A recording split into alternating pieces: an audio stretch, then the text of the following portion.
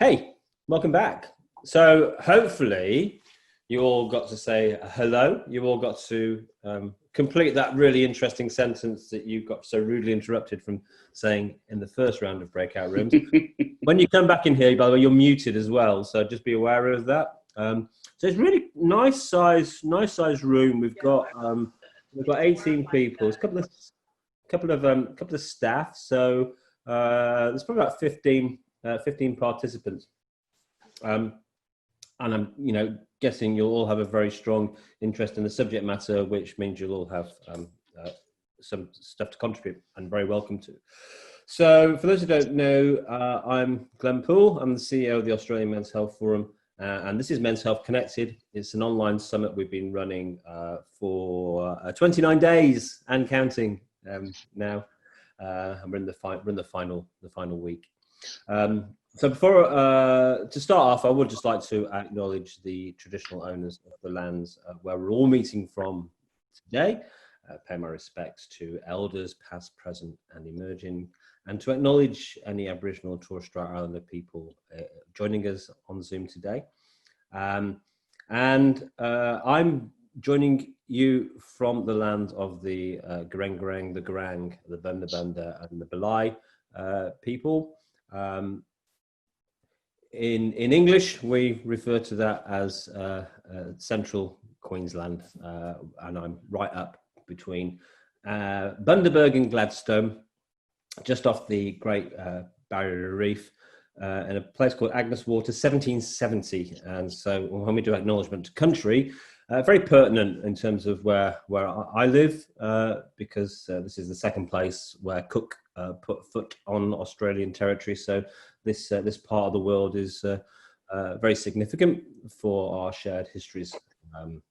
So wherever you are joining us from today, I also pay my respects to the traditional owners of your lands too. So welcome. This is probably one of the most formal sessions we've had. I was really keen that we had a session on, and we'll talk about language, I'm sure, at some point. So I'm just gonna go for now with men and males in LGBTI plus communities, and I'll tell you why we've landed there when we get to that discussion. But I'm really interested to have a language discussion at some point. And let me just set the context, and then I'm going to get out of the way and hand over the conversation to you all. So who are we? We're the Australian Men's Health Forum. We're a peak body, and we represent individuals and organisations who work to improve the lives and health of males, men and boys. And we've been around for about 25 years. We trace in different formats. We trace our history back to the first National Men's Health Gathering in 1995. And whilst men and boys is a very big population, we've also always been a very small organisation and almost entirely voluntary until about 3 years ago, where we got 3 years of funding from the federal government as part of a process they were going through to revive the National Men's Health Strategy. So there's me and 2 part-time staff, and we try and cover all populations, all issues. And when we say health, we're not just talking about prostate cancer and weight loss. We're talking about all the issues that impact the lives and health of men and boys. From fatherhood and boyhood and relationships and domestic violence and work issues and money issues and healthy aging, and then all the different stages of life and all the different populations. And there are 9 priority populations in the National Men's Health Strategy, and you won't be surprised to know that one of those is males who identify as LGBTI plus. And what it says in the strategy about this community is they are a priority. And that's it. So really, it doesn't give any kind of insight or guidance as to what actually is to be done over the next 10 years of the life of this strategy, other than definitely going to be a priority, though.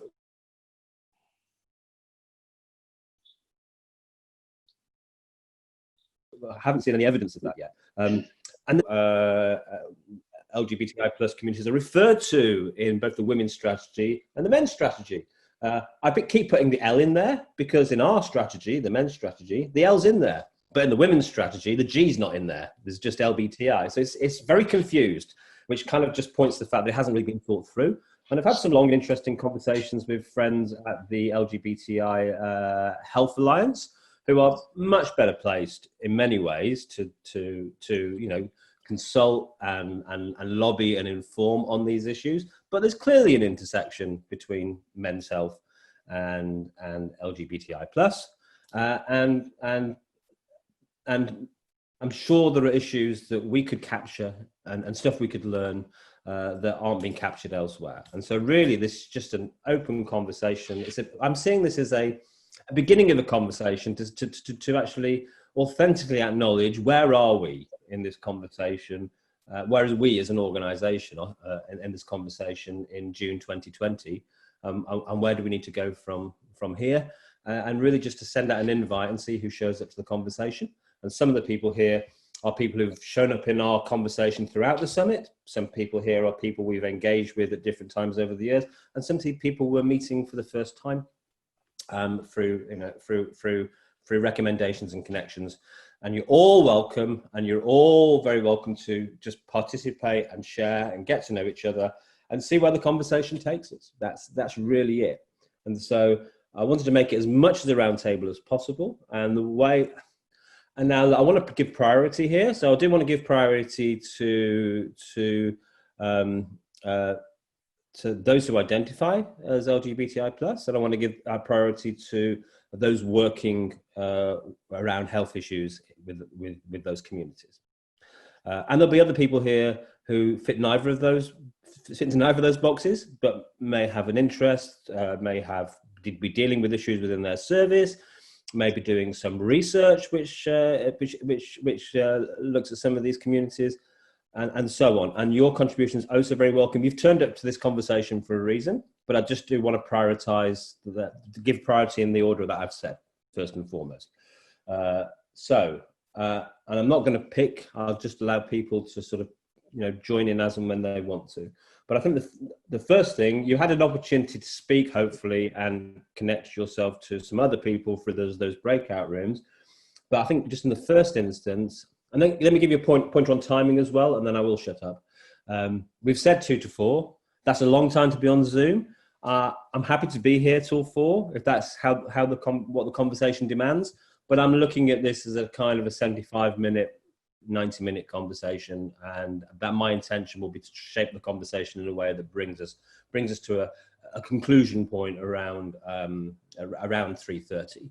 But I'm happy for the conversation to go on if that's what's required, even if it's just a few people who want to stay around and carry on chatting.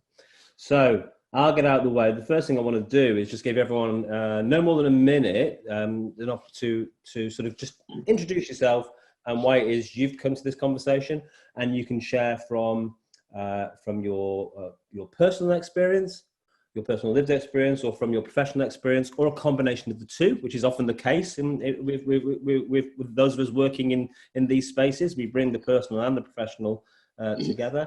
And I'll say we are recording this because we've recorded everything, but I have no intention of publishing this conversation. The recording is for our own sort of like reference, but this is a conversation I want to keep sort of safe and intimate, and so you feel, it's your decision how much you share, but it is recorded, but it's not recorded to be broadcast elsewhere. That's the kind of those are the ground rules. It's kind of Chatham House rules. What goes on in the room stays in the room is the basic kind of guidelines.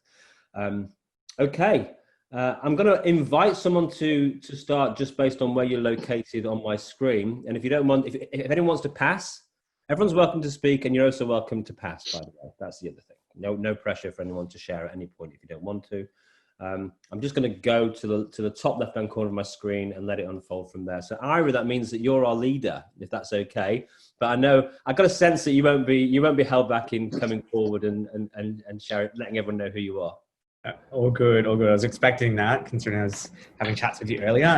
Hello, everyone. My name's Ira. I use he, him, his pronouns. Professionally speaking, I'm a community engagement worker representing Headspace Darwin.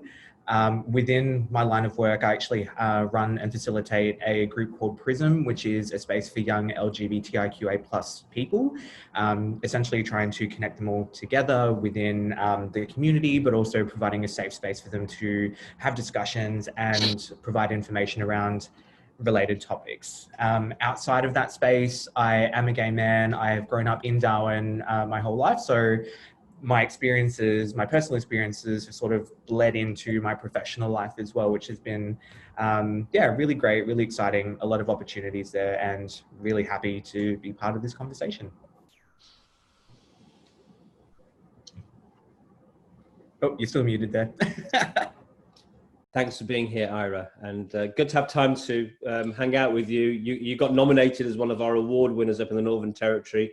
So we met you briefly, but really nice to have you in a room and have some conversation with you, hear more about your work. Thanks for being here. Thanks. I actually will just go around the square. So that means Richard Riley, Yeah. you're next if you want to go. Okay, thanks, Glenn. Hi, everyone. I'm Richard Riley. I live in Newcastle. I'm a gay man. My interests are really in inclusion in services.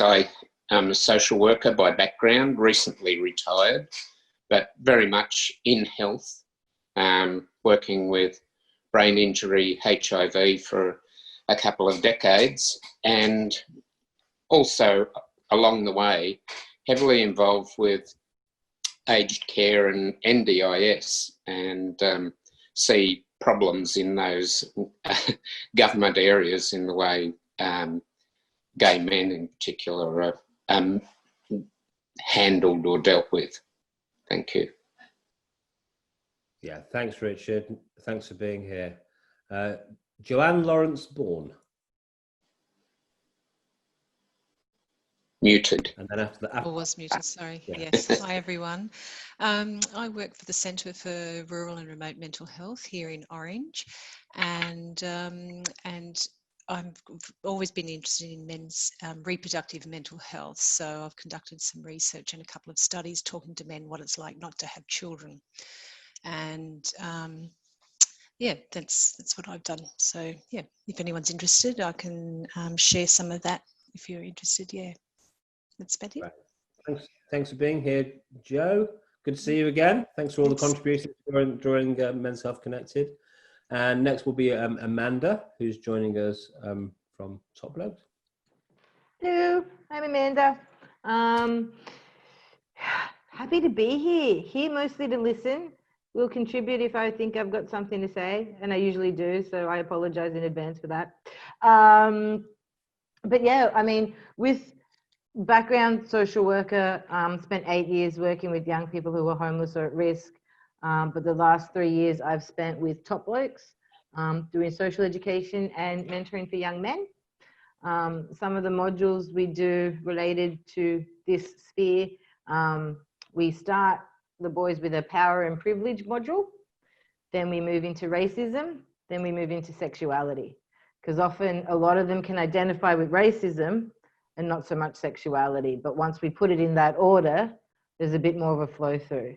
And it seems to, our heterosexual male counterparts or participants don't always get sexuality or why it's an issue. But if we start off with saying racism's treating up people unfairly because of things they can't control, and then have that conversation again in a sexuality or sexual preference sphere, they start to get it. And it's awesome to see the progress they make.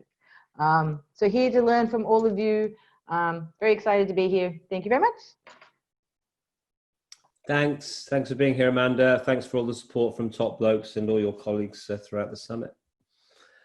Gerard Ballinger. Hello.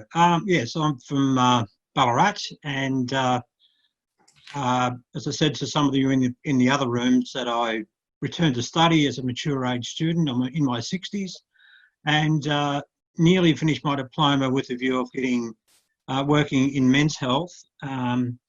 So I thought I would attend today's session, really just to listen. It doesn't matter whether you're LGBTI or whatever. I think there's issues throughout Well, I do feel that mental health issues are a little, probably statistically would be a little bit higher in these categories: discrimination, um, depression, abuse, and so on. But in Ballarat itself, especially with the Royal Commission into clergy's sexual abuse, it's a real issue here in Ballarat, but also in other parts of Australia. And so when I get into the field, hopefully within 6 months or so, I want to be able to listen to anyone like that and offer my advice. And based on the information they've been taught at uni, I really, really am quite keen to get involved. Great. Thanks for being here, Gerard. And again, thank you for your interest and support throughout. Mal.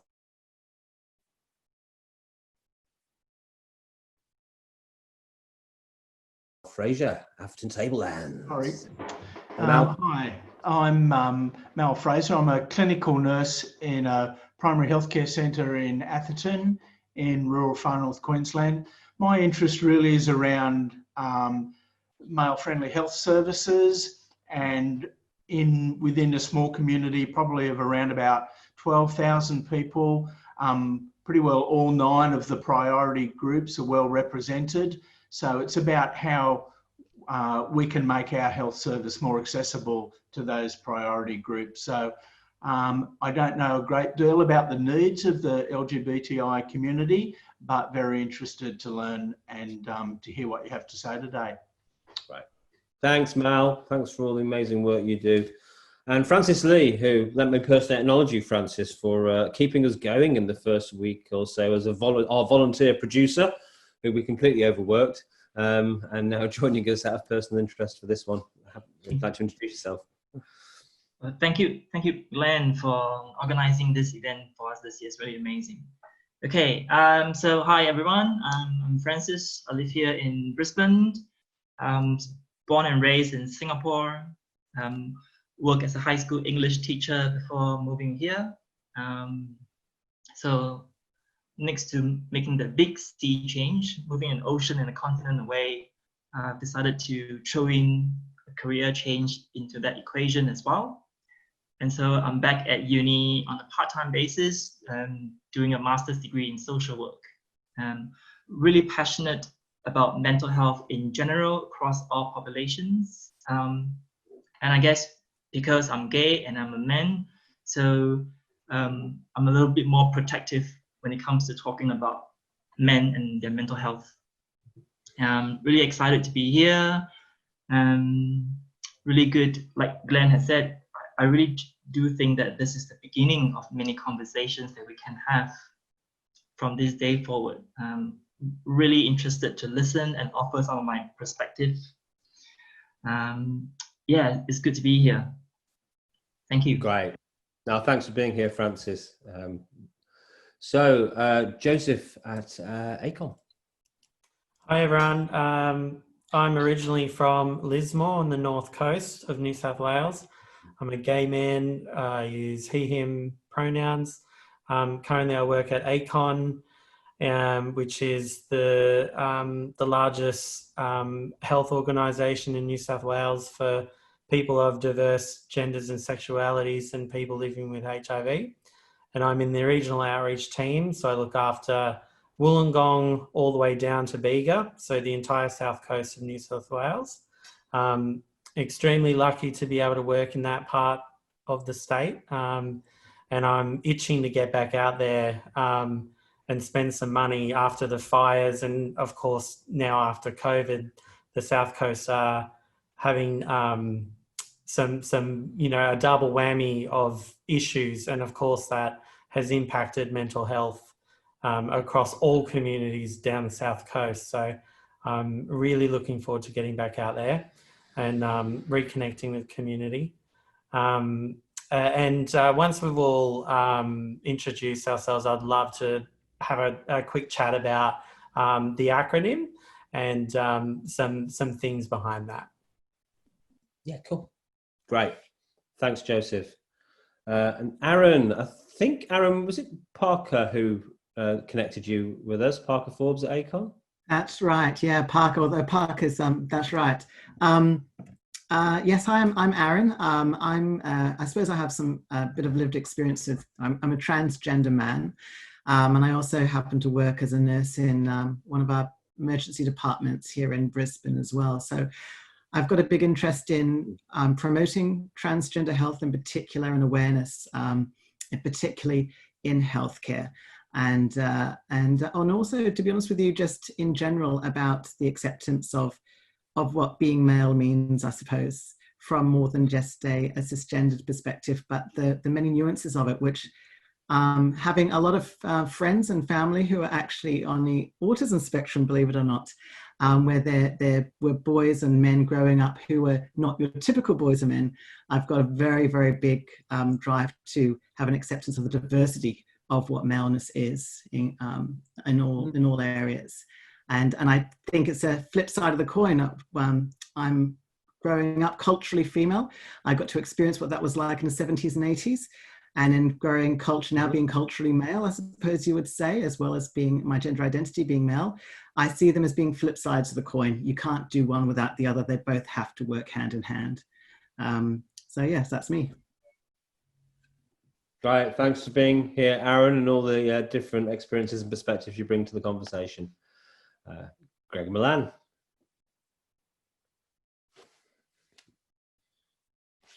I think you mute. Yeah, sorry, you jumped around on me. Yeah, hi, I'm a founding member of AMHF in its infancy and the current president of AMHF. I had to look up today how long I've worked with gay men. It was 33 years since 1987. And a lot of my work, I work with gay and straight men, and I can talk more about that interesting experience, and I can do both. Firstly, I work with young men. I set up Fun and Esteem, which is the gay youth project at ACON, which is now 33 years old and the longest youth program for gay young men in Australia. But I've moved as I've got older to working now currently with a lot of older gay men here in Newcastle. I run a couple of projects here. I run a support group for gay bi men with cancer in Sydney. And I've run lots of workshops over the period. Of course, I got involved in HIV in 1983 in this country at an early stage.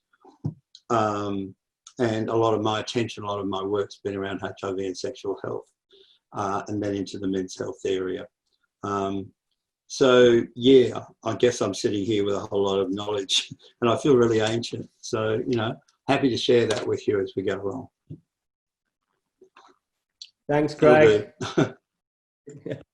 Thanks for being here. Brodie, a healthy male. Hi, everybody. I have that horrible thing happening where I've got my webcam on one screen and everyone's face is on another. So I apologize for that. It's wonderful to meet everybody.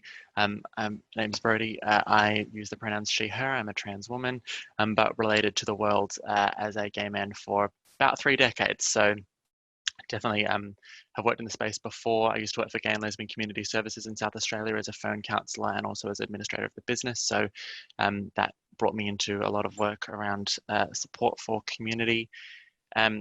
Most recently, I've developed my work into the consent space and understanding prevention of sexual violence in queer community, and ran an event called Consent Festival, which opened up Midsummer Festival here in Melbourne last year, sort of looking at how consent impacts discussions that we have around relationships, family, health, workplaces, etc.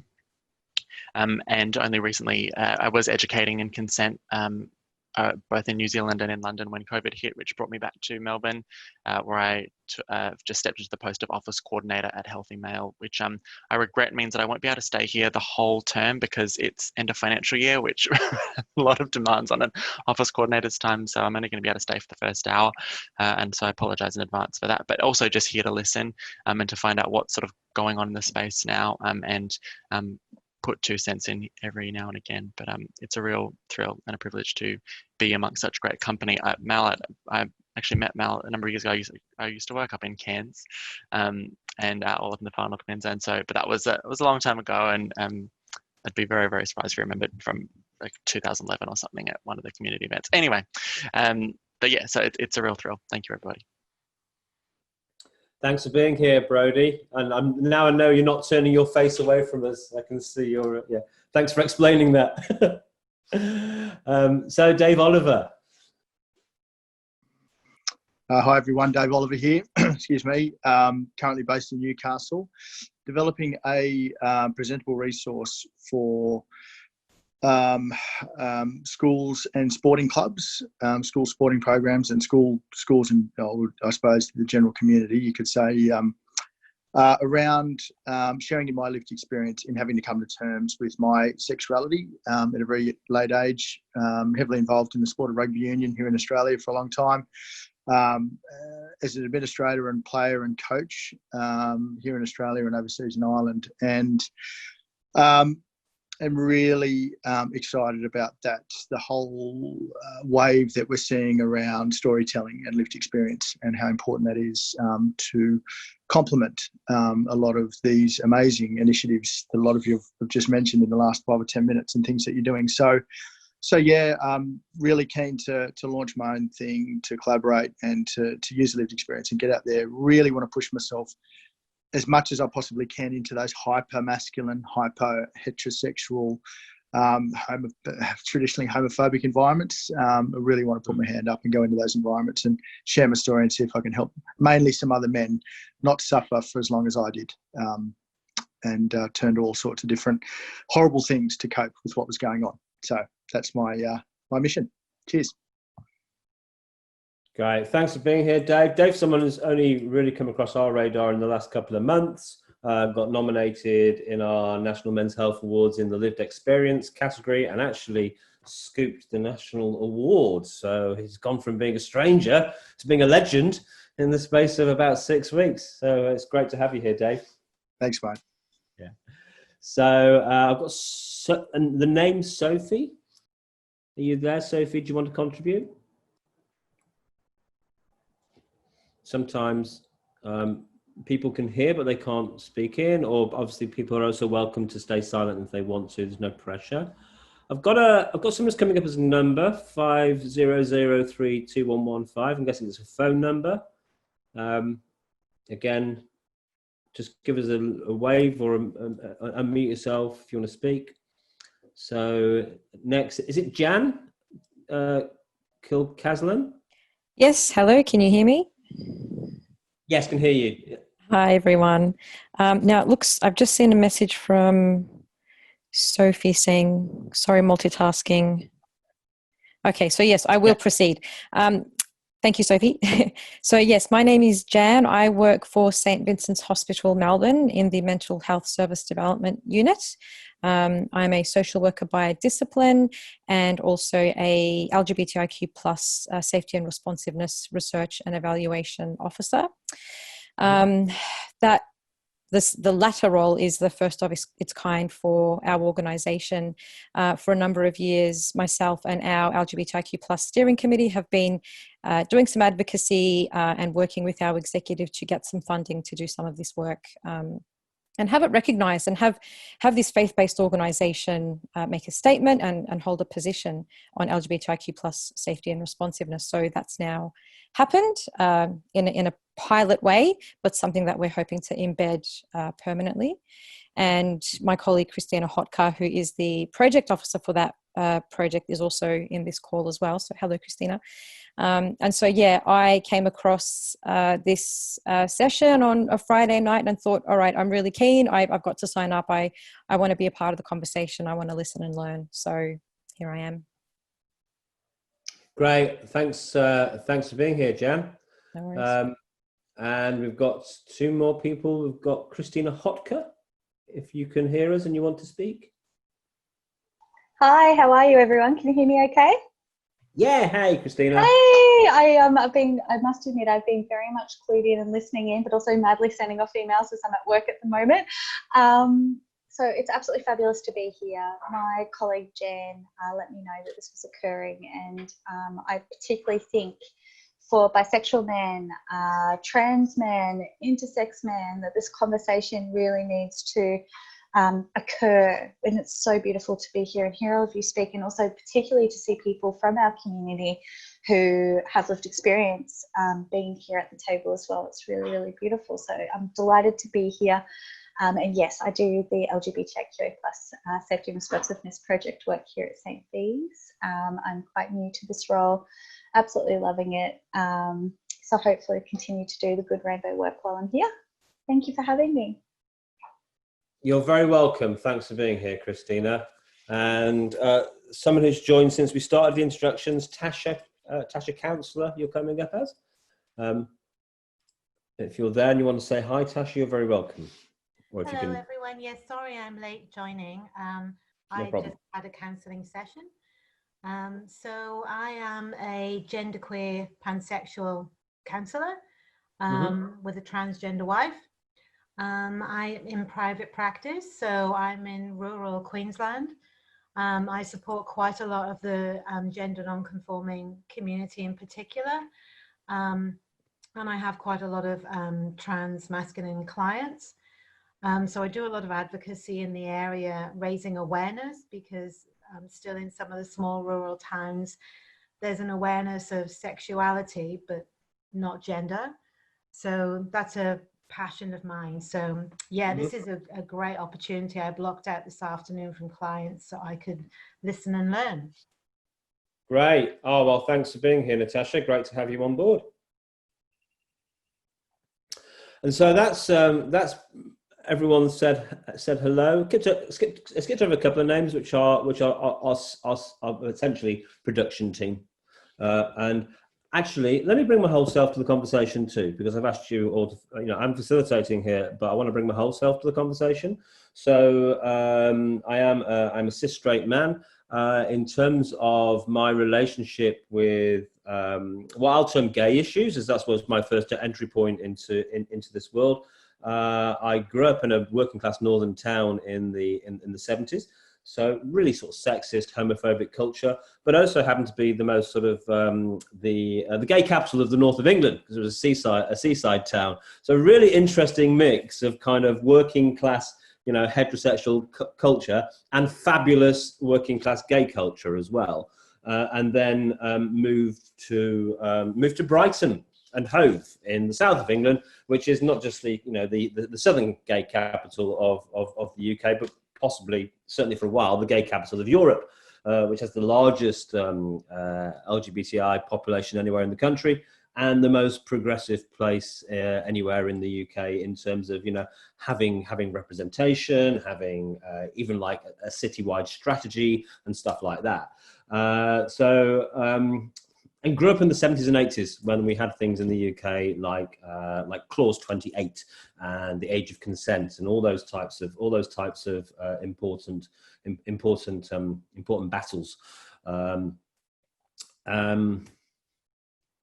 What do I want to add to that? Oh yeah, and also just on a personal level, having experienced a lot of, as someone who I transgress gender norms somewhat. Not a lot, but somewhat, being an at-home dad, certainly enjoying being a flamboyant dresser when I was in my teens, not conforming to a rigid set of masculine norms, and as such would often face homophobic abuse, which is kind of a weird thing as a straight person to experience the abuse of being called gay as an insult. And from a very early age, my whole sort of pushback was so what if I was? That's not an insult. I remember the number of times I would have a battle with someone where they would be calling me gay and I'd be calling them straight. It's like, it's not an insult. But also have literally had a knife held to my gut in the streets at 2 a.m. in the morning, and question whether or not I was gay, So I make light of the experience, but also I get that it was certainly when I was growing up a very serious experience, and that's just as a straight person who occasionally gets called gay. So nothing like living as a gay man. So I've always been very inclusive of gay men in my work, just naturally through friendship, through who I am and the way I am. But as an organisation and as a sector, are we very good at being inclusive? No. And when I start to come to this conversation, I know the world's moved on an awful lot since I first got involved in this conversation in the early 80s, and I find myself stumbling over language even. And I look at our gendered health strategies, and they're so confused. And I start with LGBTI because that's what the Health Alliance calls itself. And then I notice the men's health strategy, and I add plus on the end because that's what the men's health strategy says. Then the women's health strategy says something else. And Joseph, I'm going to come to you and see if you can give us a little bit of an opener in terms of just how we navigate language in this space, as you offered to provide us some insight there. And yeah, sure. Everyone else is welcome to contribute, but I'll come to you first, Joseph. Yeah, I won't take up too much time on this because we're all here to talk about mental health, but it's a question we get asked a lot at ACON. Last year, we released our new strategic plan, and we changed our language. So in the past, ACON was we would say, oh, we're an LGBTI health organisation. And we've changed our language to say that we're a health organisation for sexuality and gender diverse people and people living with HIV. And the reason why we did that is we're not the experts when it comes to intersex characteristics. And we don't want to take the sort of the limelight away from organisations such as IRA, which is the Intersex Human Rights Australia. By us not sort of using the acronym when we describe, what we do, we're not stating that we are an intersex expert. And if people ask us about intersex stuff, we have some knowledge, but we're not the full experts. So we provide them the links to where they need to go for that. The other reason too is not everyone associates with one of the letters within the acronym, and some people don't like being called a plus. So that's why we decided to do sexuality and gender diverse and people living with HIV, just to sort of make it a bit more open. We get a lot of community groups now though, since that change. They go, oh, so are we allowed to use the acronym? And we say, yes, by all means, you are certainly allowed to use the acronym.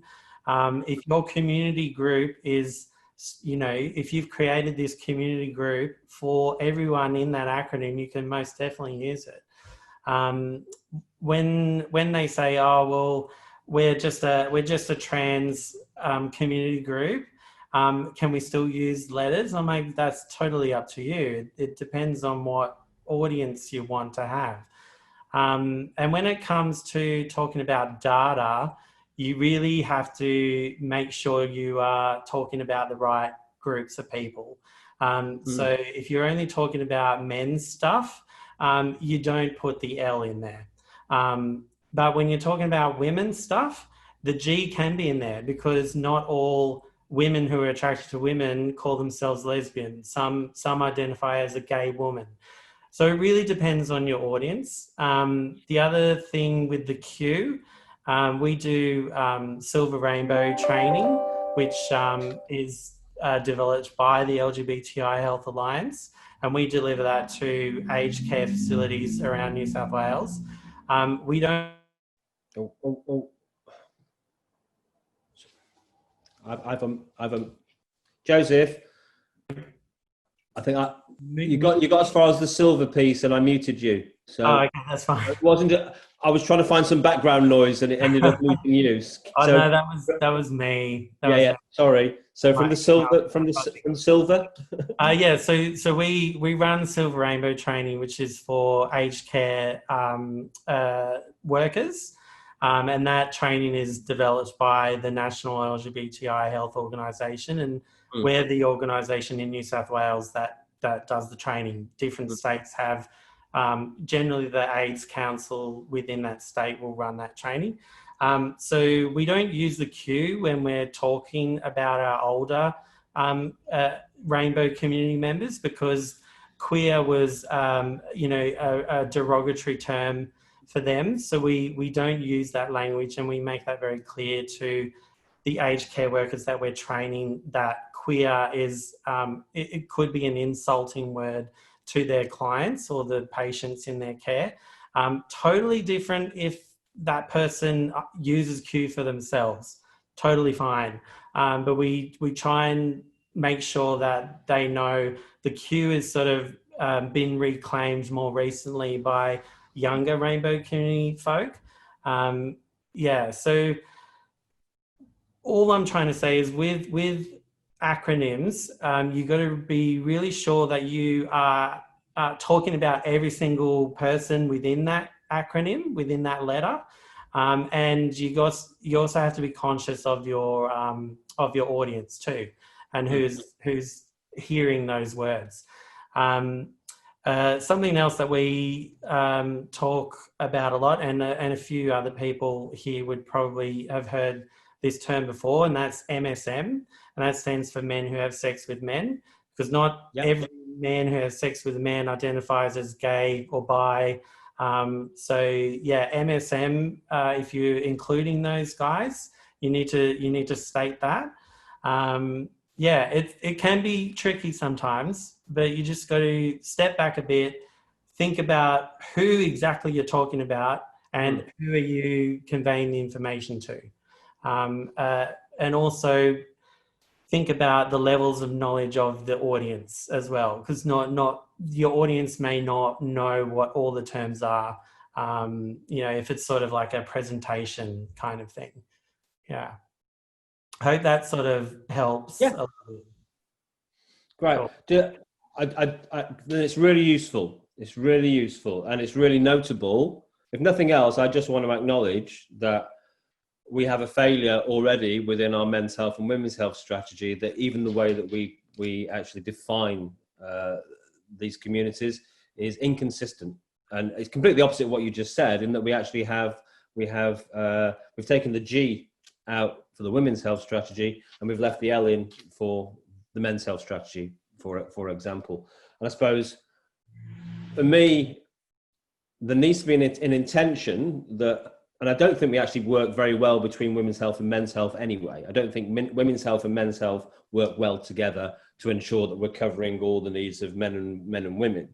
The ideal world for me seems to be that we're all working together towards kind of a no wrong door type of approach, that wherever individuals show up, they get the right sort of care and attention that's culturally appropriate for whatever their culture and is person-centered, whatever type of person that they are.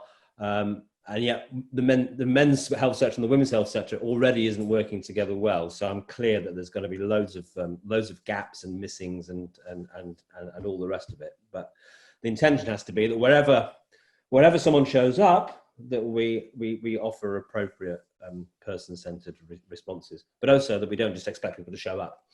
It's also that we actually, because this is the big thing for us in men's health, is that you can't just wait for men to show up in service. Sometimes you need to be reaching out and getting to men where they are, and I'm sure the same things apply here in terms of appropriate outreach. So without getting into a massive conversation about language, does anyone want to sort of add to what Joseph said, or should we move on from there? I'll just quickly add one more part. So sometimes we might be, holding like online workshops for guys who have sex with other guys. And to include non-binary people, we will say it's also available for non-binary people who were presumed male at birth. And you could do that for if there was like a women who are into women, workshop or presentation. You can say non-binary people who are presumed female at birth. Because sometimes non-binary people feel left out when they just see, oh, it's a men's thing, or it's a guy's thing, or it's a women's thing.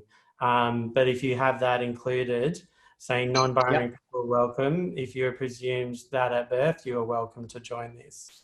Yeah. Gotcha. Thanks, Joseph. That's really excellent. So, sorry, Jan, I was only just going to tack on just to follow up, and thank you, Joseph, for putting that or so comprehensively together, because we use the language assigned female or assigned male as well to sort of talk about that process kind of happens without the participation of the person as well.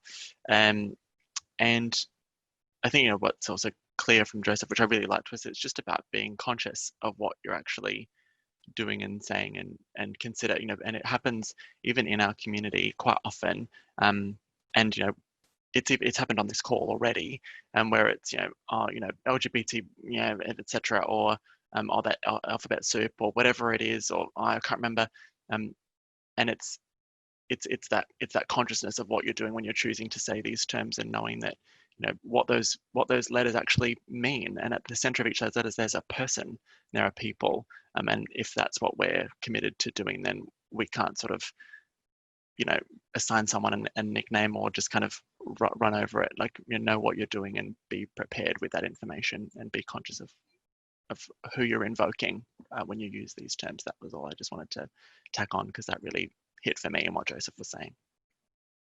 Great, thank you, Brodie. Really appreciate that, and that reminder that there are individuals behind each initial. Yeah, got it. Okay, so we've got a slightly bigger and rounder table than I expected, which is fantastic. And I'm wondering if there's value in, for a short period, actually going into some smaller groups again, because I'm aware that there's with a room of sort of 15, we've got 15, 16 participants, maybe slightly more. There's a lot of waiting to go around a whole circle. And before you know it, the whole time's over. So I'm going to propose that we do about for the next sort of 10, 15 minutes, go into groups of about 4 or 5. And in those groups of 4 or 5, just have an exploration of what are the key health issues for you personally.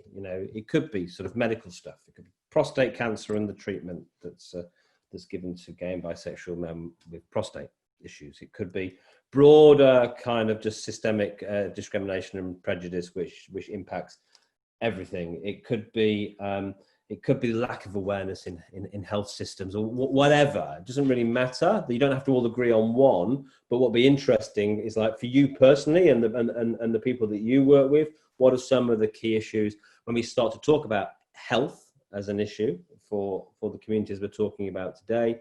What's there for you? And then we'll come back and then sort of see what kind of sort of themes and thoughts came up. So I'm going to go to breakout rooms now, and it'll be about 4 or 5 people in each one. And I'm going to give you about it's 5 to 3. So let's say good 10 minutes. So around about 3:05 or so, we'll come back in and see what was explored. So I'm going to do that now. I need to clear out the other breakout rooms from before. Just 1 second, bear with me. And just make sure, again, I mean, one of the key things here is that everyone gets an opportunity to bring something to the table. So all voices are heard. So however you sort of facilitate it, just make sure everyone gets to bring whatever they want to bring and is heard. And it's not it's not an argument. It's a listening experience for all of you. So you all get to have your burning issues sort of voiced and heard. And I'll trust you all to do that beautifully. So I'm going to create the breakout rooms now. I'll see you in 10 minutes.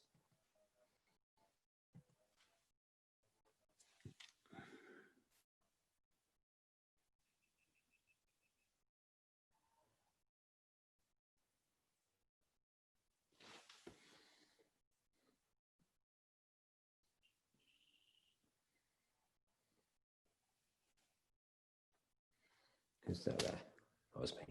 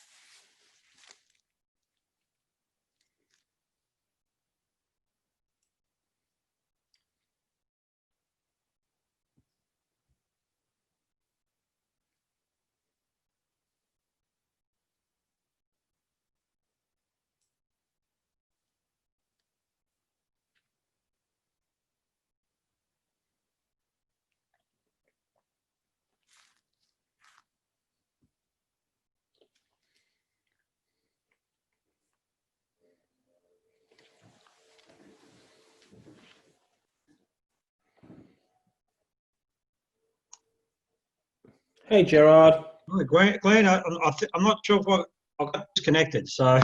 Okay.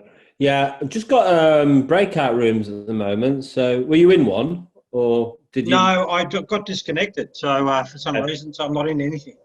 Okay. So I'm just, yeah, I'm just going to pop you in.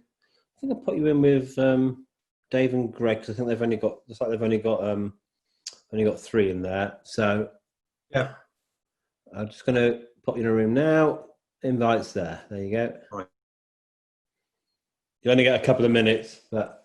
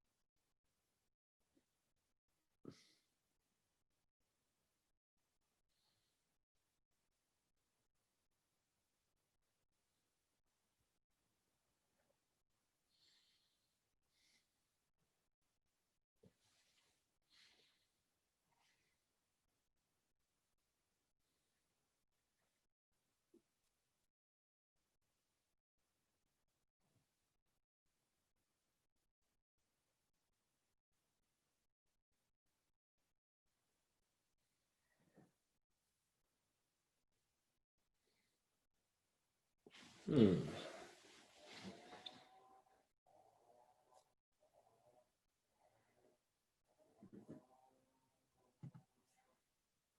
I've got a whiteboard.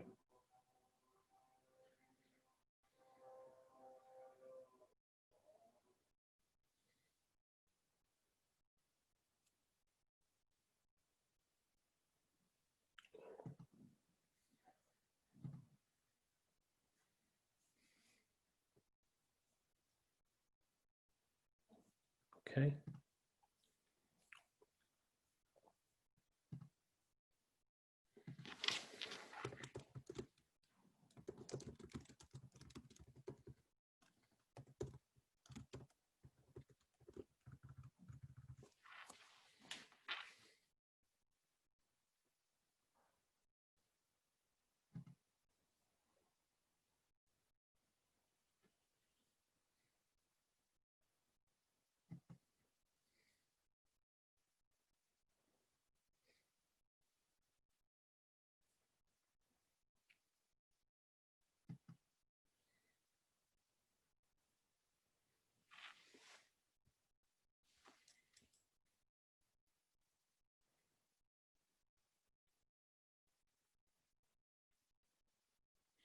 Okay, welcome back. Hope I didn't ruin someone's brilliant sentence. That epiphany moment of wisdom that's just formulating, and bang, you're back in the room. Right, okay, so what we're going to do is just get a flavour of, give one person from each group a minute or so just to... Now, we can use some of the features of Zoom here. So we've got the chat box, which I haven't used before. If you hover down the bar at the bottom, there's the chat feature. And so one of the nice things here is that when you're getting feedback from a group of people,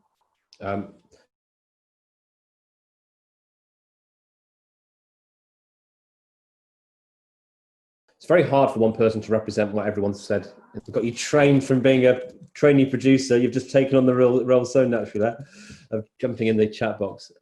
So yeah, one person can really struggle to try and represent what everyone said in a group. Of course they can. And some people are really good at summarizing, and some people struggle with that. And it can be frustrating being the person who's not speaking to hear someone else misrepresenting or not quite capturing or omitting the things that are really important to you. So the great thing about the chat box is if there's things that you feel that you want to make sure are shared and heard, you can also drop them in the chat box so other people, particularly those of us with the ability to multitask, can also see. So if you want to, please use the chat box as well.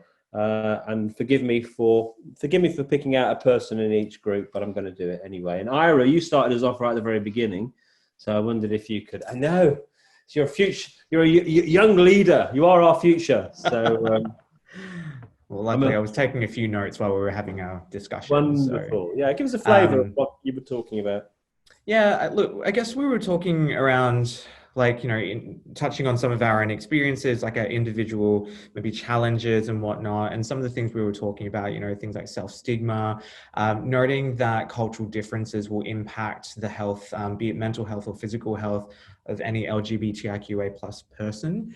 Francis made a point around loneliness as well, and that's something that I can mirror in that sense of connectivity within our community, where sometimes it's a big factor in terms of our own health, and sometimes not being able to have those safe spaces to connect with people that also identify as gay or transgender or non-binary, in individual groups. Brody unfortunately has had to leave our call, but Brody also made a point around body image, just around the hypersexualization. Within the gay community, there is definitely a presence of that, but Brody also did share that with their experience, identifying as a trans woman, that there is also that sense of hypersexualization for females. To be seen, to be, classed as a person, or to be a whole person, you have to be these things. Now, Richard also mentioned just that sense of otherness where, and Richard, please correct me as I explain this, but just talking about experiences actually, Richard, can I actually call on you for this one? I'm a little bit unclear, and I don't want to do this particular point any injustice. Are you happy just to talk about that one? Yes, that's fine. Thank you.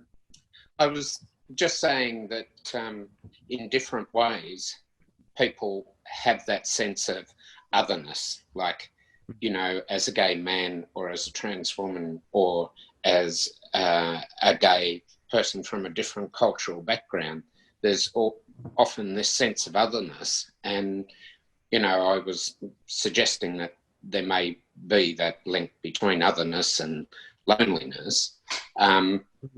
But also, I think Ira will, that's all I meant by that.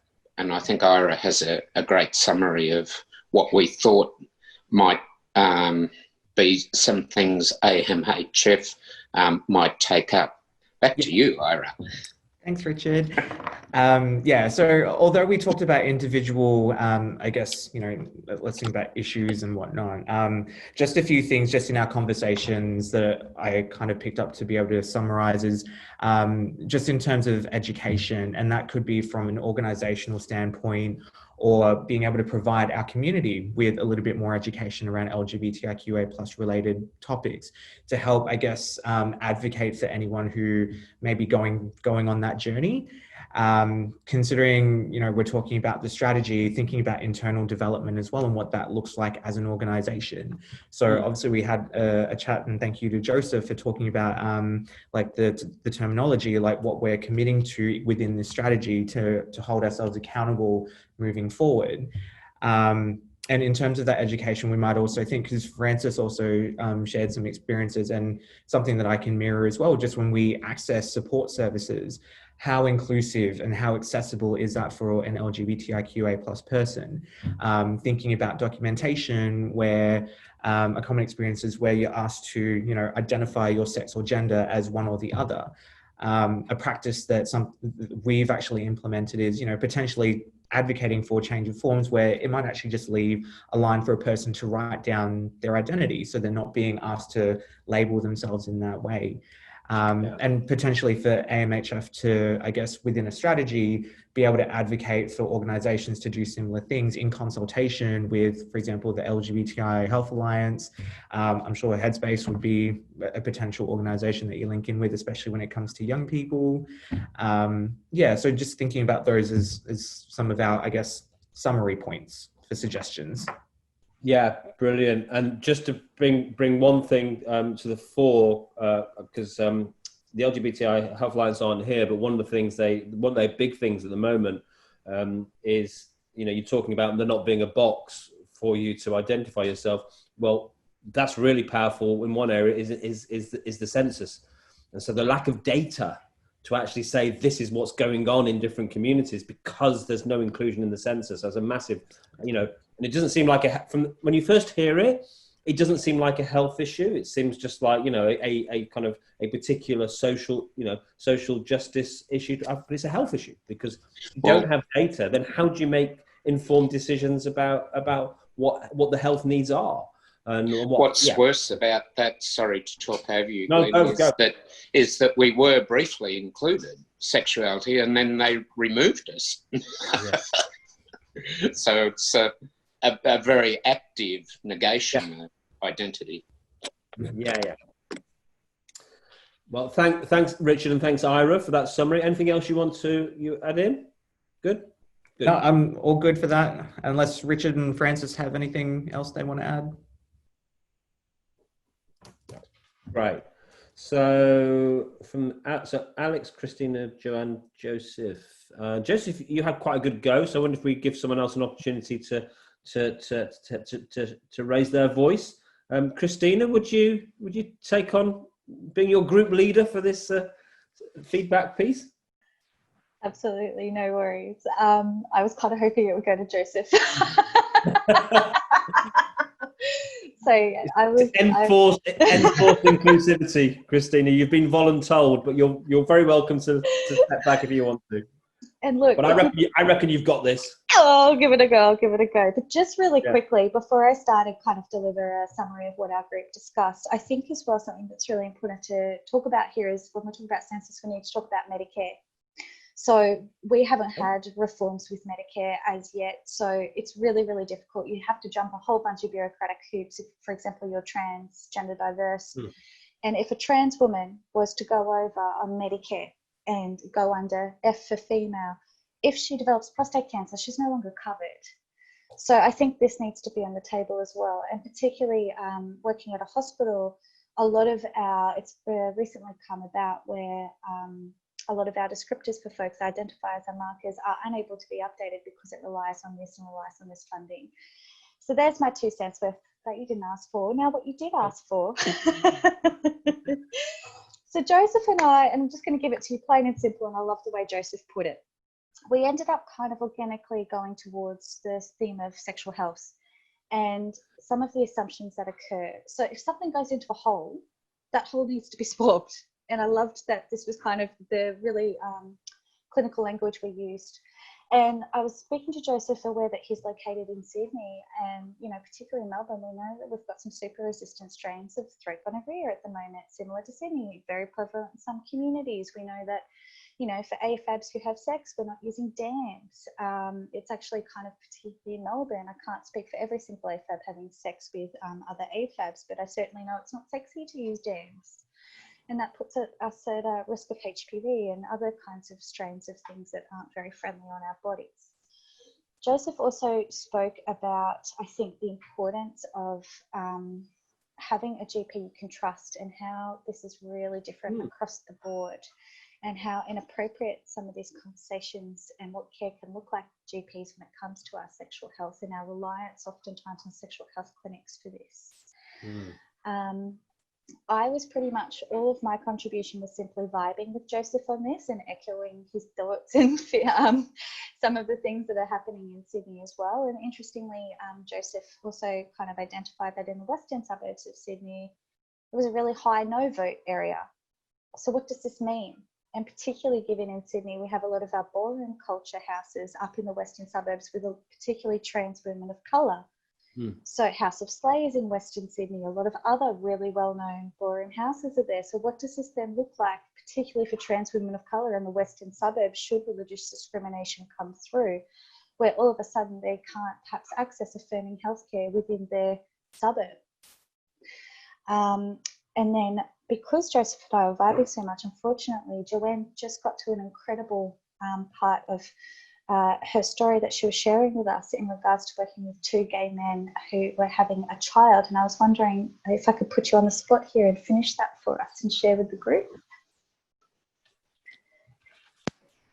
Yeah, I was just saying, because when we're talking about sexuality and with doctors who are treating different people according to their sexuality and gender, and sometimes there's that assumption that sometimes people who are not straight, that they may not want to have children, and there's just these assumptions around that. So like if you're a gay man, then these assumptions, it's quite normal that a gay man doesn't want to have children, where it's not the case at all. And through the research, it was like when I was talking to younger gay men, they were more in conversations around having children, and the options have changed, like IVF legislation and all those things have changed, and surrogacy laws and all of that stuff sort of has changed. Whereas sometimes an older man, he grew up thinking that he would never have children because he was gay. So you sort of tend to, that subject was sort of pushed to the side, and any desire to have children was pushed to the side. So I was just explaining there that I was doing an antenatal class. So I often do antenatal classes privately with people who have different issues. And this was with 2 men.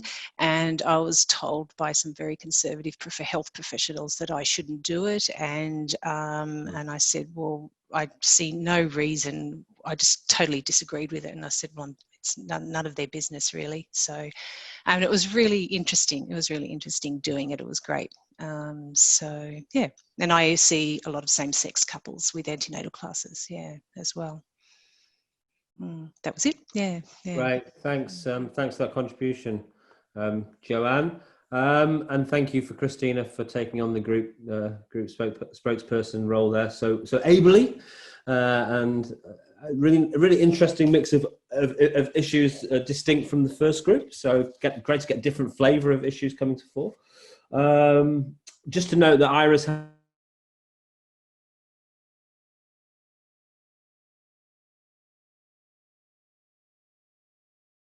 couple of people had to go, not because they're not enjoying the conversation, but contact details in the chat box there if anyone wants to stay in touch with either of them. Dave, we've not heard too much from you, so would you mind being the spokesperson for your group, Dave Oliver? I was the nominated scribe, so well done. Good pick. So we had Mal, Greg, and Gerard in our group, and what really came up were a lot of the big ones that have been mentioned a few times from some of our other people who have reported back. So lack of access to services, some concerns around some residual feelings that there are still some homophobic people involved in service delivery, lack of education around that as far as bringing up people who are providing services, making sure they're up to speed with how to deal appropriately with people on the sexuality spectrum. My point was mainly around lived experience, peer support, mentorship, that sort of thing as well. You tend to find that happens naturally from what I'm seeing in my limited experience within this sphere. A lot of people that dive into this world do have amazing amounts of lived experience, which is an awesome thing.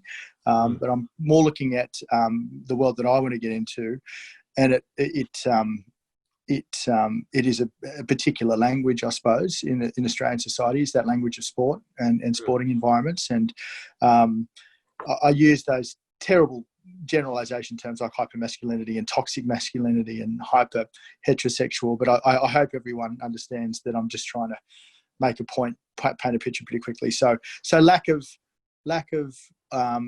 mentors and people, like we don't have, for example, my sport of rugby union, we don't have an openly gay professional player yet, which these sorts of things, these numbers, these figures, when we know what we know now about sexuality in particular, means that there are a significant amount of men, rugby union, rugby league, and the A-League in soccer, who would be suffering, I would imagine, if they're anything close to what I went through, a huge amounts of toxic shame, and that can be debilitating, as everyone in this room would understand, I'm sure. So that were the main ones.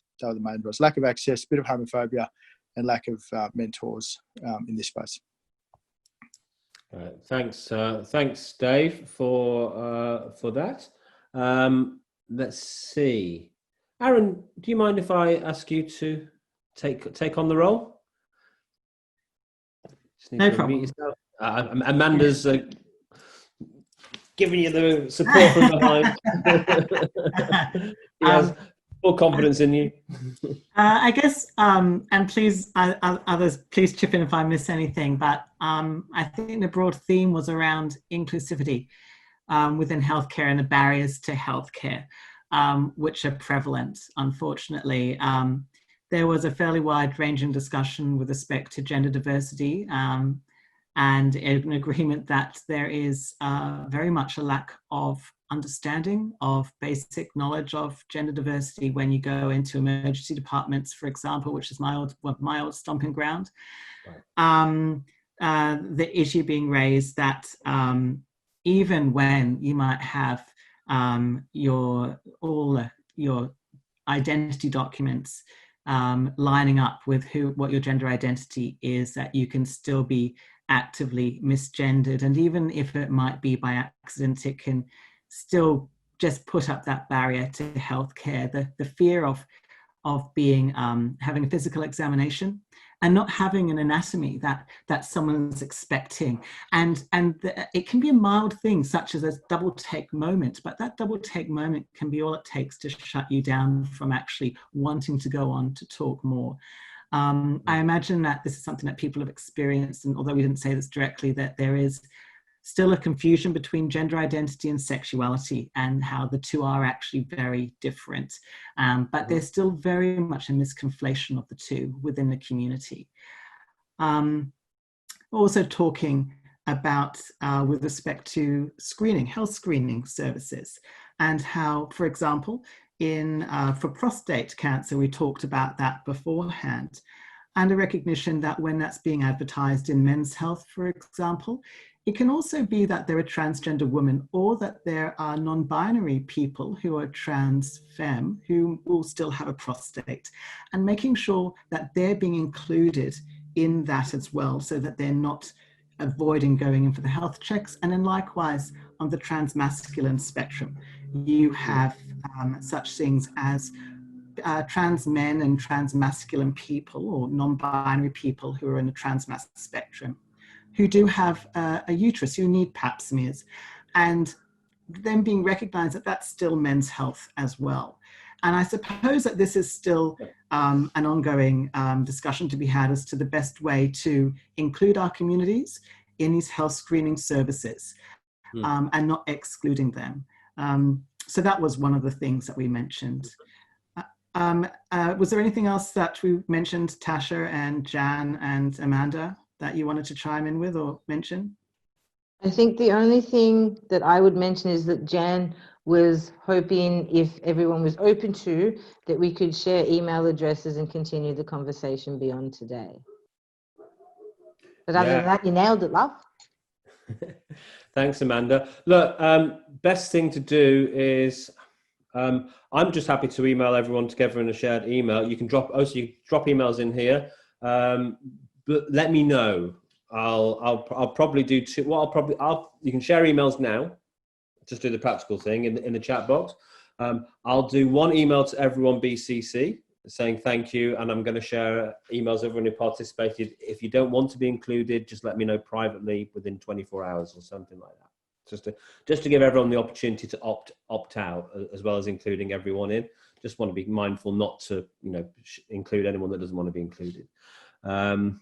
And just going to message, I'm just going to note to myself to message Joy, who's on the phone number, to see. I know I've got a name. I'll be able to find out who she is. That's fine. Right. Okay. Let me try and summarize as we come to 3:30 what I've been hearing.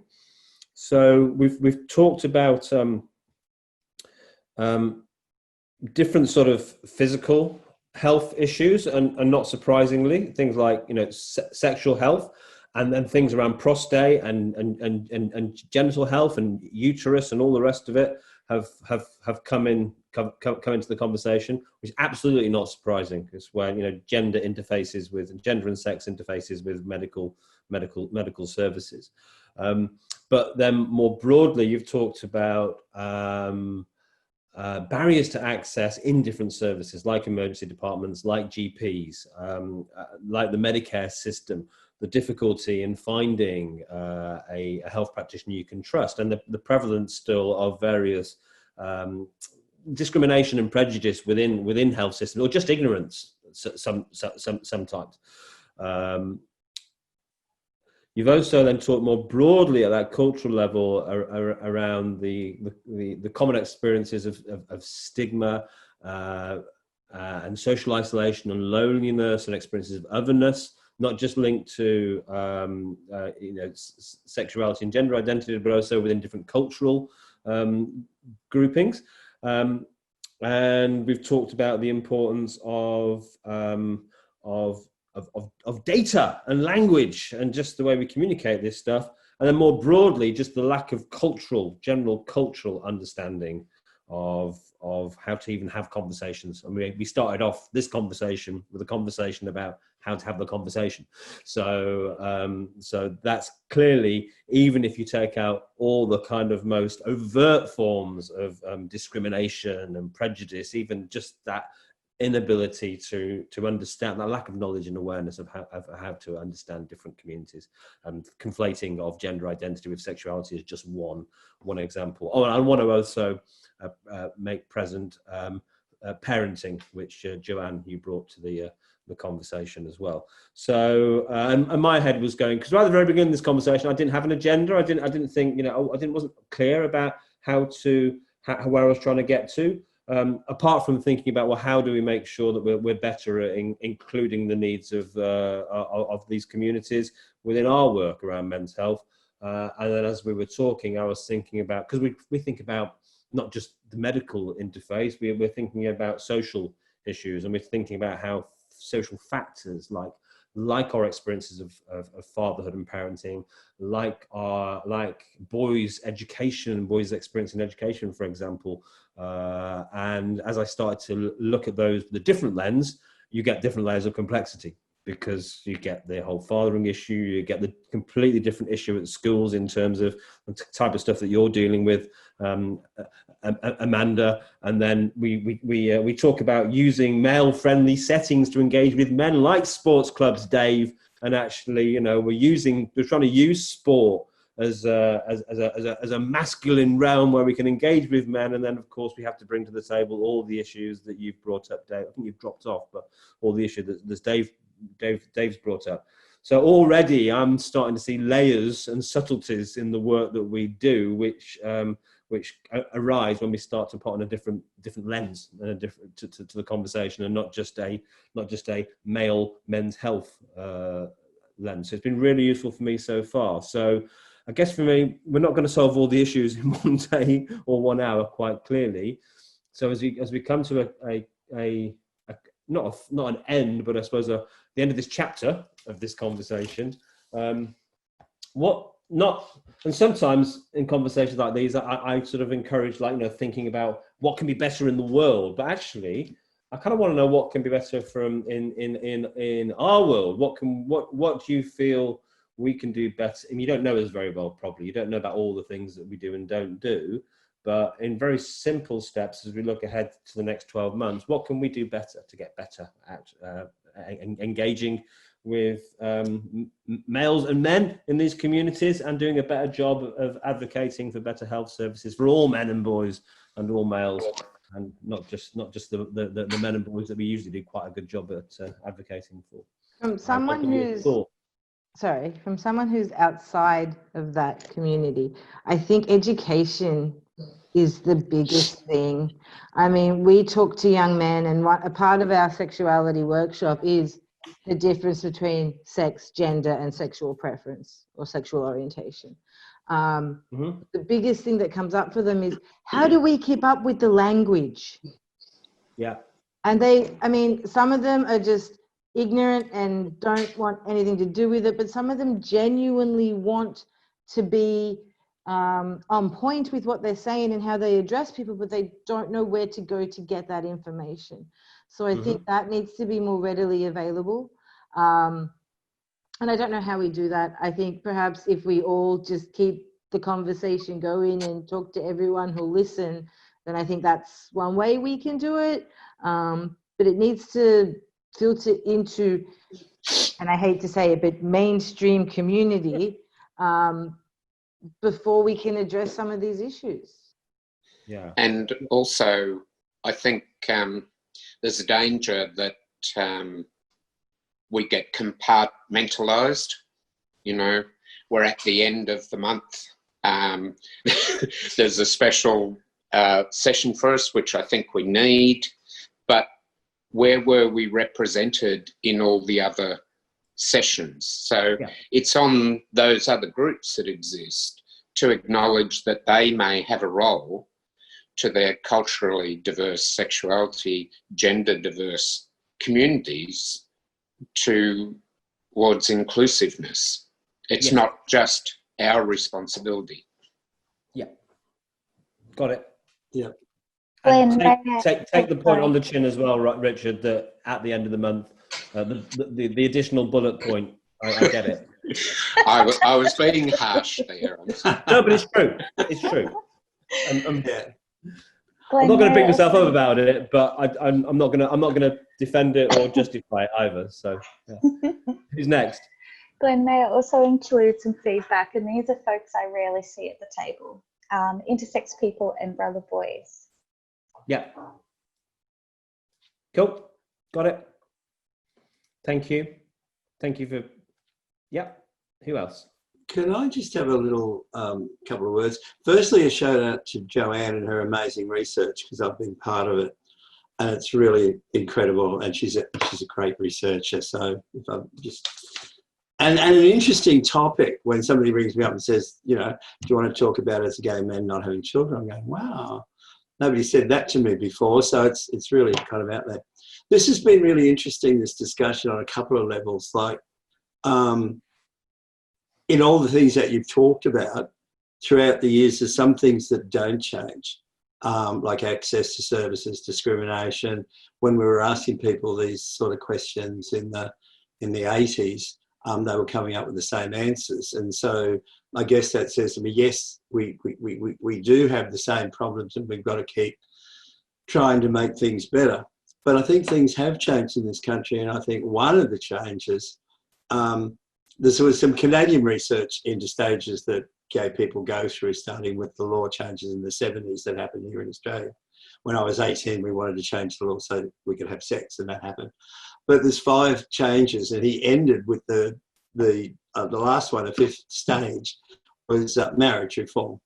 And the effect of marriage reform in Australia is really interesting. Like, there's been some really bad effects for gay people, where I'm acknowledging the mental health and suicide rates of gay people were affected by that process that we had to go through, and it was terrible.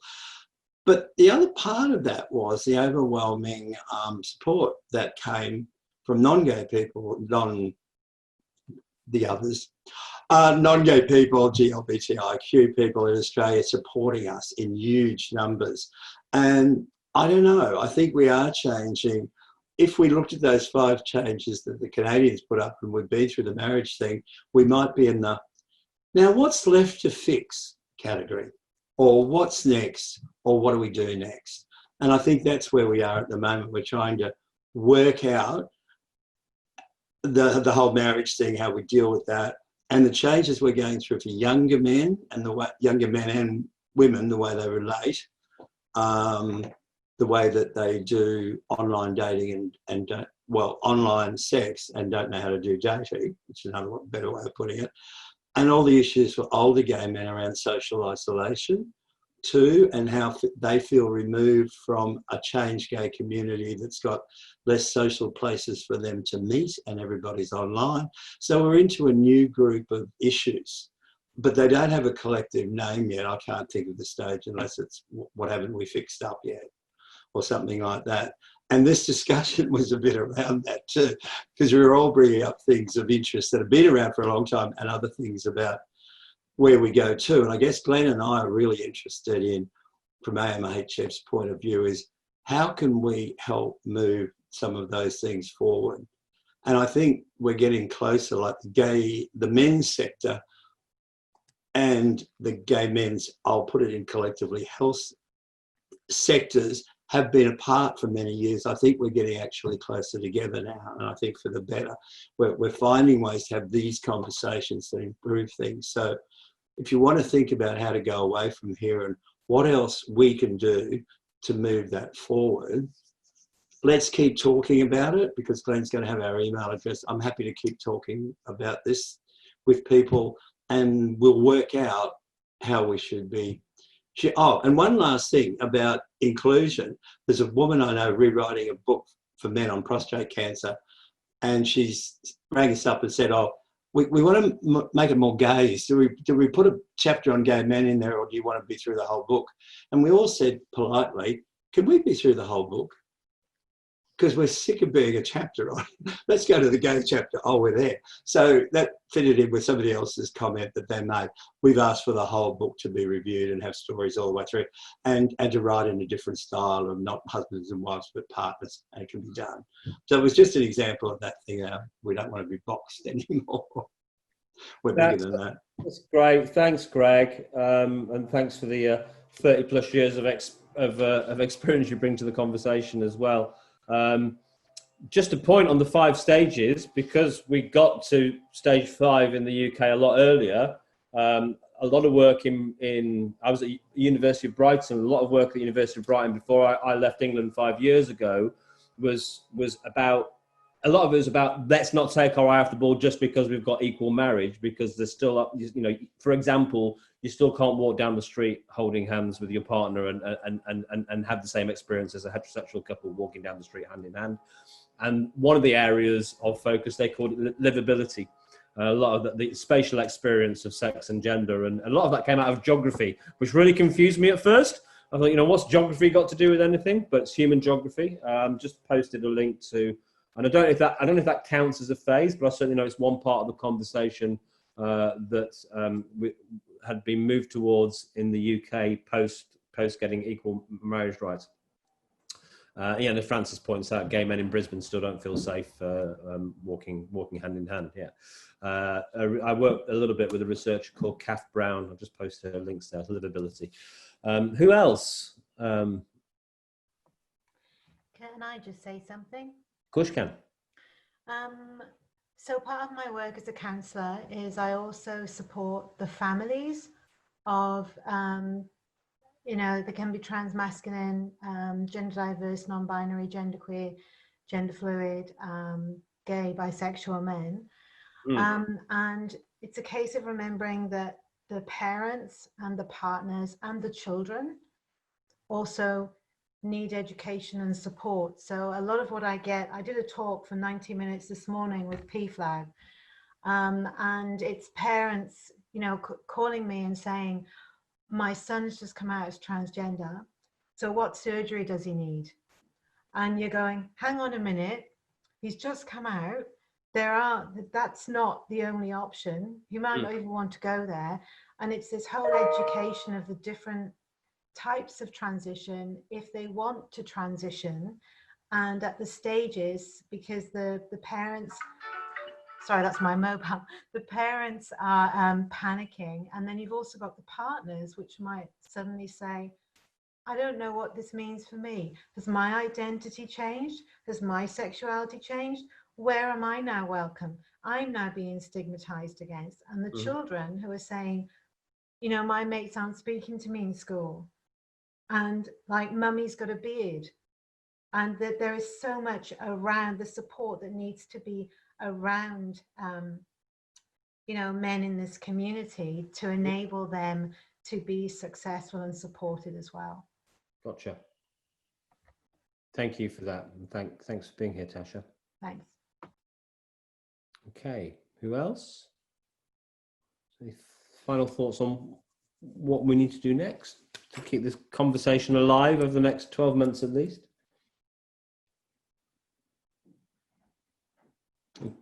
Okay, so go on. Oh, sorry. Just one little point. It's actually just reminded me of a colleague at work who's just about to have a child with his male partner, and he actually mentioned about, and I don't know what this is for everywhere, but it's about just equal parental leave. Right. Yes. Yeah. And of course, that's relevant regardless of whether you have a female partner or not, if you might be a stay-at-home dad, but just making sure that every child has the same right to having a parent being able to afford to stay at home and raise. That's obviously very much more the case with when you have two male parents, when you have two dads. Yeah, you totally have to at the moment still go, one of you is essentially one of you, they don't call it maternal and paternal, but essentially it is. It's basically one of you has to be the mum and one of you has to be the dad. They call it primary carer and secondary carer, which in itself is an awful way of kind of like defining two people bringing up a child. So yeah, and then I think sometimes I'm looking for where are the overlaps between between heterosexual men and men from LGBTI plus communities, and parenting is a really interesting one because I think a lot of the challenges faced by gay men, for example, becoming parents are very much linked to the challenges faced by heterosexual men, and it's the undervaluing of and you can look at it from either angle. It's either the undervaluing of female care, so men don't want to do it, or it's the undervaluing of men as parents and the assumption that men are secondary parents, and the assumption that when men don't become parents like gay men, it's fine because they're men in the way that, yeah, exactly. They're just blokes. Blokes don't really want kids, do they, kind of thing. So there's a whole world of interesting overlap there, and I would love to be able to get to a place where parenting leave and parenting rights is really equalised for whatever combination of parents you have, so that you can properly be supported to share it, however you choose, rather than having to go, right, you're the mum and you're the dad, or you're the primary carer, you're the primary breadwinner. So yeah, really nice And then parenting after separation as well. Totally. Which then, if you don't get that right at the beginning, it makes the separation piece much, much harder because you haven't actually created a culture of sharing in the sharing. Just want to expand on what Tasha was saying on the coming out process. Just want to remind everyone that the coming out process doesn't just end as one grand, fabulous event for the gay person. The gay person has to come out every single time they join a new social event. If I go to a barbecue, I have to come out as a gay man. When I go to Woolies, I have to come out as a gay man. When I meet in school, I have to come out as a gay man. So the process plays on repeat. Every time you have to go out there to face the world. And I think the bigger question is, how do we make health services more inclusive? Because every time I sort of have to feel the pulse of the room and say, am I going to be emotionally and physically safe to come out at this particular social event? And so I'm always having to do that assessment and then deciding to pass as a straight man, if you will. And so, yeah, just keeping that in mind, that every time the gay or the gender diverse person has to go to the doctor or go to a social worker or go to a new educational institution, that person has to face that experience of coming out another time, another day, and yeah. Got it. Yeah. Yeah, which is then speaks to that whole broader culture change piece that we clearly need to do so much more on, other than beyond just going, equal rights to marry, because there's so much more. There's so much more to life than that. Glenn, may I also add one more? I think as well, in my previous role, I worked in LGBTQA+ family violence, and the prevalence of family violence in our community is extraordinary. And I would really love, particularly because emerging research, obviously we know if we look at the bell curve, trans women are just out here. They're an outlier. There's just, my gosh, in regards to the risk and the hate crimes and particularly fetishization, preaching to the choir here.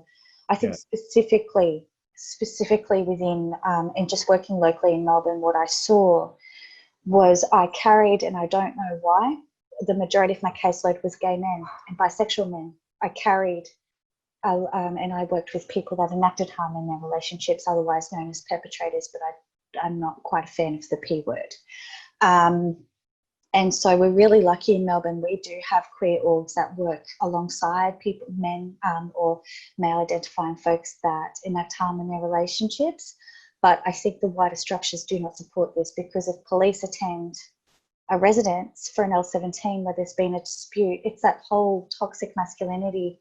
Boys will be boys will just fight it out with their fists, or oftentimes the calm one, whatever that is considered to be, you know, the absolute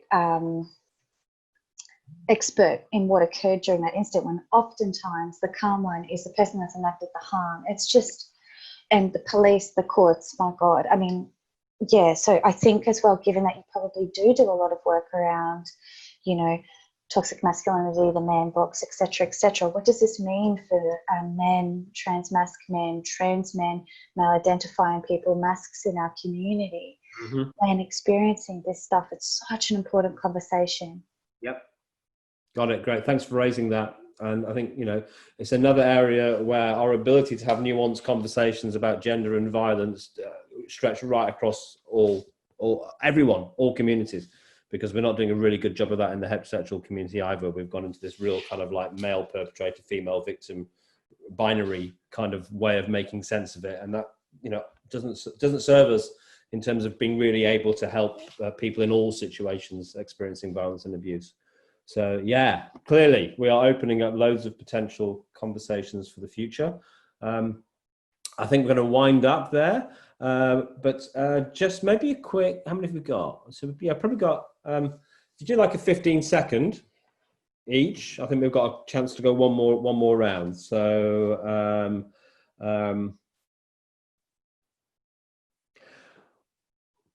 how are you left feeling at the end of this conversation? If you can capture that in a few words, and I'll go squares. So Joanne, the unenviable I know, I'm sorry. It's just the way the squares have fallen. I know, someone has to go first. Okay, what just came out for me listening to, I mean, I have my particular interest in things, but for me, it was just like the whole forum around men's health, and when you're talking about men's health and therefore their mental health, to me, it just comes in, well, what's a man? And I don't mean that in that binary sense. It's like, it's a really inclusive term, you know, sexuality, gender, diverse, it's everything. So it's that twofold thing where you want men's health to be important, but it's actually inclusive of transgender. So it actually crosses sexuality and gender and different things as well. So I'm really left thinking about what is men's mental health, and I think that's what's really just sitting here with me, is that it's a lot more than what people might think it is. Yeah. Anyway, that's me. Yeah. No, that's excellent. And I've noted down important and inclusive. Important and inclusive. Yes. Yeah. Thanks, everyone. That was really interesting. Thank you. Thanks for being here. Richard Riley. Yes. I guess I'd like to put a counterbalance between a lot of the things we've talked about today. Like my pre-retirement work experience for many years was with people with HIV, and that was a very broad group. But over the last 5 years or so, while those conditions are pretty well medically managed, the horrors that people had to go through came from the aged care system, the NDIS, the employment of underskilled people, the trend towards privatisation in those areas, and a very similar meanness of spirit in housing, Centrelink, aged care and NDIS. And I think we also have to address those systems which affect everyone, every client, and I don't think we should ignore them. And I think, you know, they affect whoever a man is as much as everyone else. And I'd like to see that those systems being challenged by organisations that represent me. Got it. Yeah, I mean, that's social determinants of health 101, but we often completely forget it. Yeah. Thank you, Richard. Thank you all. So, Christina. I've said a lot in here, so all I will say is what a bloody privilege, and you've all really, really buoyed me in what you've had to say today, and I'm so glad that we're having this conversation. Right, well, thanks for that, and thanks for being here. Thanks for what you've contributed. Francis. I mean, we're coming to the close of the Men's Health Online event, and for me, I guess it has been very encouraging to see there have been this flourishing of grassroots men's self-help groups that came along. Men in the community who decided, you know, I'm going to help my fellow brothers along the way in maintaining mental health. But I've also noted when I've been listening to all these conversations, the silences around gay men, and I can only speak for gay men experiences. So when I listen to mates in construction, I'm thinking, what are they doing for male tradies who identify as gay? I don't hear that in their program. What about those who are working in the rural and regional health sector? Where have they placed the gay men in the rural experience? We know there are some really troubling statistics in the rural areas. So I'm listening to all these gaps, but I'm feeling strengthened, because then it means that, hey, you know, I can be that local homosexual, put up my hand to say, let me come up with a grassroots men's group. and then talk to Amanda from Top Blokes, talk to Joanne for the brilliant researcher that she is, talk to Christina and say, hey, can I bring in my men's support group into your service Monday and sort of run a few workshops for you guys and see how it goes for your clients and all that. So going by that peer-to-peer lived experiences. Yeah, so thank you, everyone. This has been really beautiful. Thank you. Thank you for all you've contributed, both as a volunteer and as a part over the few weeks, but also as a participant, and then for bringing your reflections of the whole event. And those gaps are becoming more sort of like dominant in my thinking just by going through this process. And what you've given me hope for there, Francis, is that I think part of our role is to just create as many connections between different. Because part of me is like, we've only got 2 staff. What the hell can we do? But then we don't do it all. What we do is we provide the connections and the opportunity for people to interact and learn from each other and meet.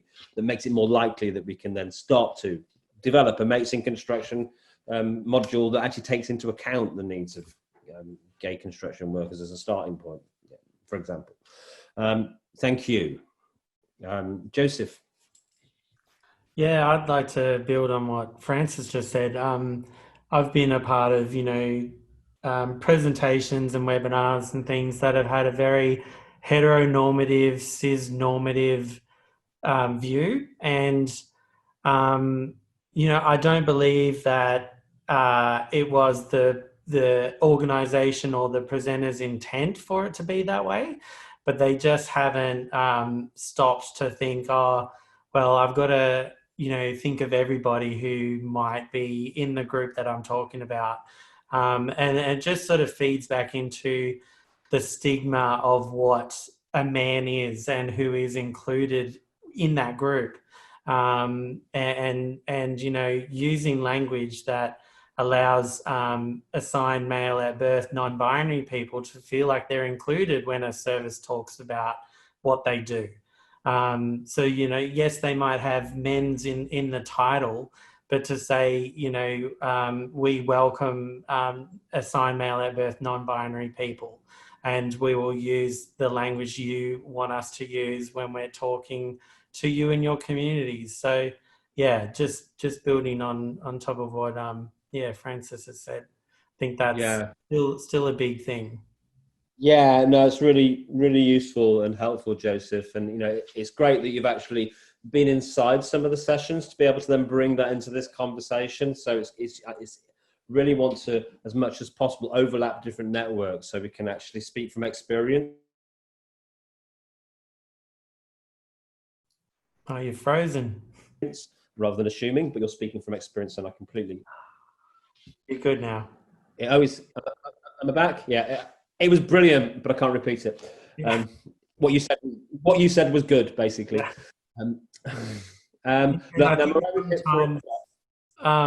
Sometimes we, at ACOM, we'll get people who go, "Oh no, we don't have anyone like that at our facility or whatever." I say, "Well, you don't know that, and 2, even if you don't now, you might later on."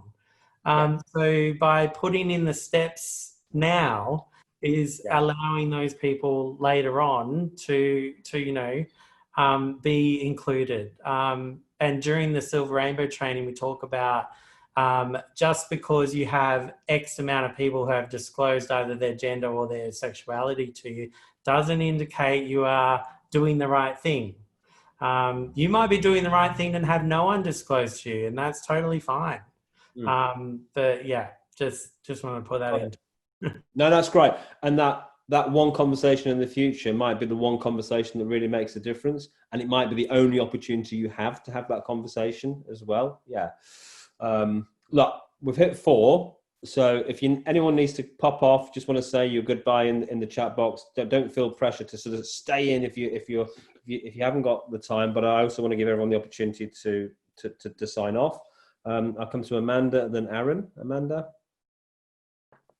Okay, I'll be super quick. So just to touch on something Joseph said, we have guys in our groups that say, I've never met a gay man. And I'm like, you don't know that. Like, I mean, and particularly the ones who are overtly homophobic.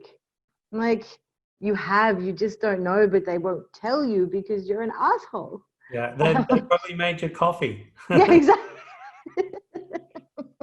But yeah, so I just, and I think I have to echo what Christina said. Amazing privilege, love to be a part of this conversation, keen to continue this conversation, because I think education is the key to shifting anything at a societal level. And then ideally we get up to policy and politics. And I mean, I run a youth camp for 14 to 16-year-olds, and 2 years ago we had our first transgender male attend. We handled it fine. Everyone was happy with it except for one person on the committee who was like, no, that's not right, it wasn't done properly, what bathrooms do they use? So I went up and we changed policies so that what we did was okay at the top level, and if anyone else had a problem with it, they can fuck off. So yes, I think, I mean, I really value being an ally, but I need more information. Got it. Great, thanks for being here, Amanda. Aaron, and then Tash. I rather liked how Amanda expressed it, to be honest with you. But I just don't know if I could talk to my chief executive that way without keeping my job. To me, first of all, an absolute privilege. It's been an absolute privilege to be part of this group, and it's just so wonderful hearing these conversations and hearing people's stories. I think it's just that being male, and this is touching on what Joseph has said and others have said as well, of what being male is and how there are so many different ways of being male. And that doesn't even always have to do with being your sexuality or your gender identity even, but just simply who you are, and the freedom just to be you and to be accepted as you and still to be recognized as male. And I think that's, for me, the biggest thing. Right. Well, thanks, Aaron. Thanks for really great to meet new people. So it's wonderful to have you in this conversation, and really enjoyed what you've contributed, and hope we'll continue to stay in touch, and we'll continue to learn from your experience. Tash, then Sophie. Yeah, for me, I feel quite excited. I don't often feel excited. I'm excited and hopeful. So, you know, I'm this little rainbow person in the middle of the country, being really, really loud on behalf of a lot of the gender non-conforming and the sex, you know, and gay and lesbian community. And naturally what I hear is a lot of my clients are regional, so they're calling me and they haven't got support. So I'm not hearing the hope there. So when I'm part of this kind of conversation, then I can go, it is happening. The change is coming. And we are out here in the country. Like you were saying before about people thinking they haven't met a gay or transgender person. And you think, well, out here where I live, generally you don't shout about it. I do. And I'm big enough to deal with what I get back. And also it's motivating because I actually experienced 3 transphobic incidences last weekend. So it's just another, sometimes it's a bit raw. So it's another reminder when this happens, yeah, the change is happening and the support is there. Right, thanks. Thanks for your contribution today. Thanks for bringing that excitement, but also, you know, reminding us of the reality of what people are dealing with on a daily basis.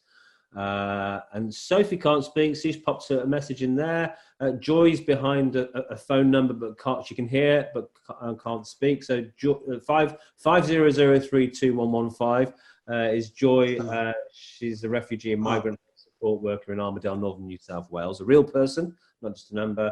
A message from Sophie. I'm in a busy office space, can't talk. Really excited to hear more sexuality and gender diverse conversations. Still learning, figuring out what gender and sexuality means to me personally and in my practice with consumers and colleagues. Positive, ongoing, and mostly. Greg, final thoughts from you? Yeah, I'm amazed at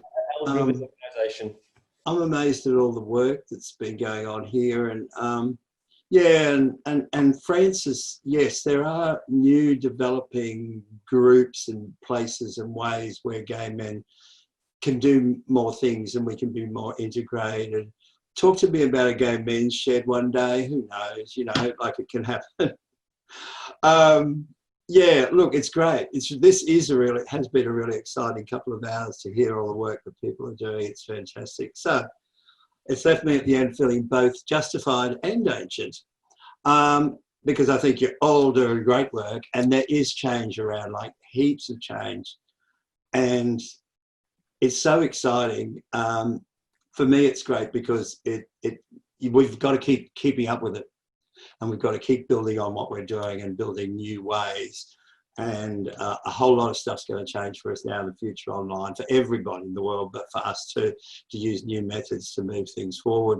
And for us with AMHF and for GLBTIQ people plus, yeah, I think we've got a real opportunity to move things quicker and better after today than I would have thought.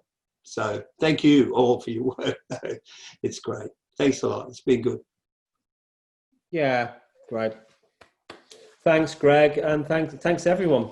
Just to shortly say, you know, what I'm getting is that we're a forum. Forum provides opportunities for conversation.